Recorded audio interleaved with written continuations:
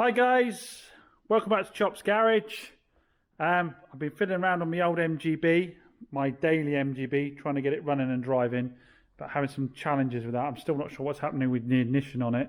I'm getting power as soon as I put the connection back to the battery, even though Petey Boy's come by and is confident he's got all the positions correct on the ignition switch. I even changed out the starter motor thinking that might be the problem, but I can hear the starter motor spinning as soon as I connect the battery again. So I don't know what I've done there. It isn't firing out and engaging, it's just spinning. Anyway, that's not the subject of today's video. Those of you that are regular viewers of the channel know that I'm very keen as a car trader fairly early on in the journey to be completely honest about all aspects of car trading. And one thing a lot of the channels don't do is they show you buy cars, sell cars. They don't talk to you about warranty claims, or they don't talk to you about the fact that when you sell a car, they can tell you that's what profit they made on it, but that isn't their profit until the car's gone past the statutory 6 months of the Consumer Rights Act, meaning that someone can claim anywhere up to 6 months that there was an existing fault with the vehicle that made it unfit for purpose or not as described, so they can make a claim. It doesn't mean all claims are valid, because obviously you can still get fair wear and tear with the car, and you can prove that something didn't exist when the vehicle went out, or it's something minor that doesn't make it unfit for purpose, so they don't necessarily get a valid claim off the back of that. But a lot of you are very familiar with the car I sold, which was a blue Kia Ceed Estate. It had been a Cat N. It was a lovely metallic blue, 100,000 miles, fully spec'd out. It was I think it was a 3, so it had rear parking camera, everything, all the gubbins on it. Very popular car. A lot of people wanted it, and a gentleman came to buy it and nearly got gazumped a couple of times because he went off, and then other people came to look at it and didn't commit to buying it. And there was a bit of a hoo-ha over that, which I covered in an earlier video. If you haven't seen that, you might want to go back and watch that. And then he came back with the vehicle again because totally my fault. I'd advertised it as being £30 a year road tax. When he went to taxi, he found out it was, I think, £130 because it turns out it's the the hatchback, not the estates, and the higher value of the estate pushed it up into a different tax bracket. So I made an error there, and I paid him the difference between he wanted to still keep the vehicle. I paid him the difference between the road tax. I gave him the £100 because it was my mistake. I did say I wouldn't do that every year after, but I gave him £100 for the first year to say, my mistake, I'll cover the difference. So those things have been covered in earlier videos. But I'm sorry to say the car has been back again. Now, when I sold the car, again, those of you who saw the earlier videos will know that it had a very low biting point on the clutch. Now, this was sold as a known fault on the vehicle. Had a very low biting point. The gear almost engaged straight away. He test drove the vehicle after me explaining that and said he was happy with it. He could live with that. That was fine because the car still ran and drove fine. So he's now had the car, He's had the car a couple of months, and he was complaining that he came back to see me again and complained that actually every now and then it was difficult to engage a gear. I think at low speeds he was finding it hard to engage like first and second gear. And I said, well, it's possible because Moores fitted a part, didn't they, to the clutch system, that it needs another bleed to make sure that the clutch is fully engaging properly. So if you pop it down, get the clutch bled, we'll see how that gets on and take it from there. So he had the clutch bled. I think about a week ago. Anyway, he popped by yesterday, I think it was, and he said that it's actually getting worse. So what's happening is he's having to sort of knock it out of gear before he can engage the other gear. It's not. I imagine what's happening is that it's not fully releasing on the clutch side of things. And he said he'd been to another garage and had them assess it, and they think it needs a clutch, which a lot of you said at the very beginning. It's going to need a clutch. Now, the reason we didn't do it at the beginning is because we'd read a lot online, I'd read a lot online, about people changing out clutches on these Kias to resolve a low biting point, and it did nothing for it at all. That in fact, what it was is the little, I forget what it was called, it was a little damper for the clutching system that could fail, and the membrane inside it would let the fluid by.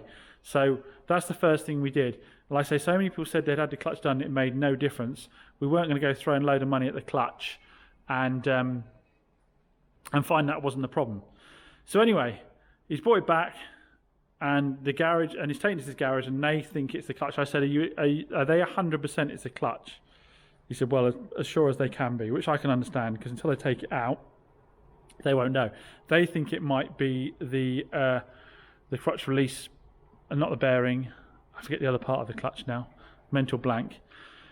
The fingers on the clutch release. Anyway, I'm sure it'll come to me in a second. So now, obviously, with my warranty, clutches aren't covered, and this went out with a known fault. Obviously, with a low biting point on the clutch. But now this is where I'll be interested to get your feedback. At the end of the day, I'm going to do the clutch. And my reasoning is the vehicle went out with a known fault, but he was still able to drive the vehicle comfortably. Now he's struggling to get gears. So the fault that the vehicle went out with, the known fault the vehicle went out with, had one symptom when he went out, but now it's a more severe symptom. Now he accepted it as a known fault at the beginning when he was still able to drive it, but now he's having problems driving it occasionally. I think in slow traffic specifically, he's having problems with it. So as far as I'm concerned, that then becomes unacceptable.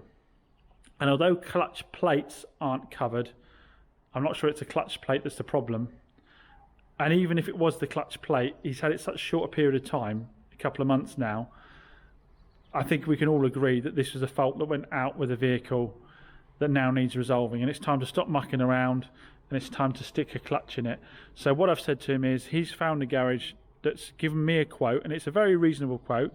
In fact, I might go and check this garage out for overflow work, because Moores can't always keep up with all the work I've got. Seemed a very reasonable quote. None of it was mad, although I can save quite a lot of money by supplying the clutch kit myself at trade prices, and we're going to get the clutch fitted. My only concern is that that doesn't resolve the problem.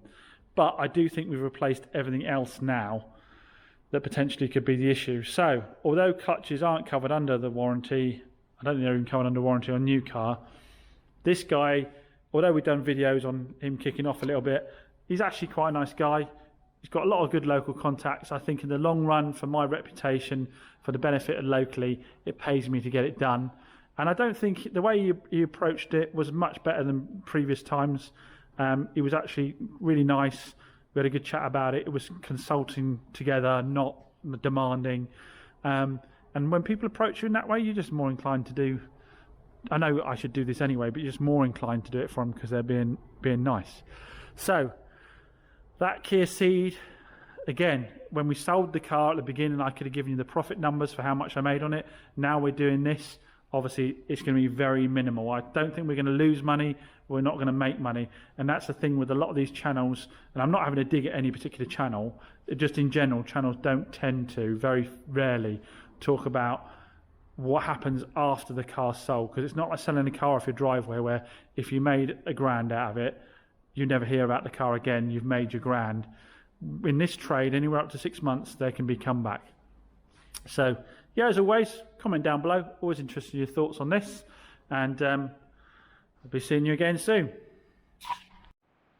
Now, second update on a warranty claim. I spoke to you about a Fiat 500 that came in that the guy had from me 5.5 months ago. So he's just coming up to that 6 month point, and he started to get a bit of a knocking noise on the suspension. We went out and picked up the car, didn't we, from him? I went and picked up the car from him, bought it here, got Moores to check out. They diagnosed the top mounts as being bad. And there was a bit of debate over whether top mounts after 5.5 months were a warranty item or not. Now, what we did with that one is, again, I did the job. Now, again, my reasoning for it is, he's a really good customer. He wasn't arsey with me. It was nice. The parts are only 20 odd quid. I think 30 quid for the pair of top mounts. I know they go a lot on Fiat 500s.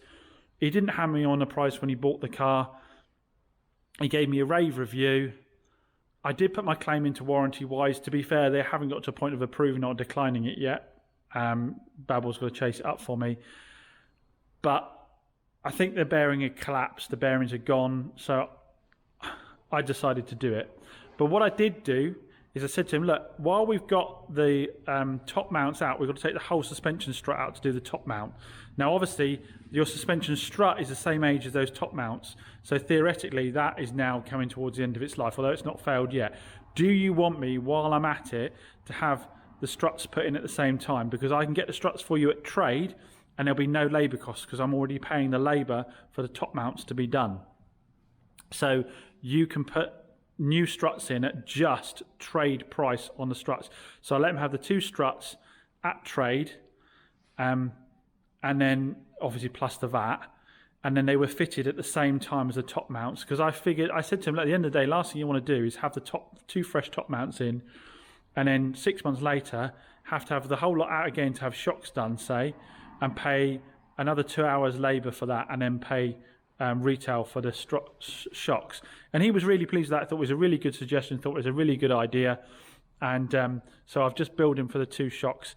He's had the top mounts and the shocks done. He's got the car back. He's happy. He's given me another rave review on my site, which again, you know, is worth probably more than the repair cost for my reputation. And as I always say, I'm trying to build a business here that has some value. Come time that I want to retire or pass it on to a family member, I want the business to have a value, and that business value is going to be purely, it won't be on the stock I'm holding, it'll be on the reputation of the business. So that's what I'm trying to build. So there we go. 2 more warranty things. Like I say, not a lot of people do cover them in their channels. You just see cars come in and go back out again. But for those of you who are thinking about starting on this business, it is something you need to be factoring in. As always, I welcome your comments down below on how I've handled these things. I always look forward to your feedback. I always look for feedback from other dealers to see how they handle these kind of situations.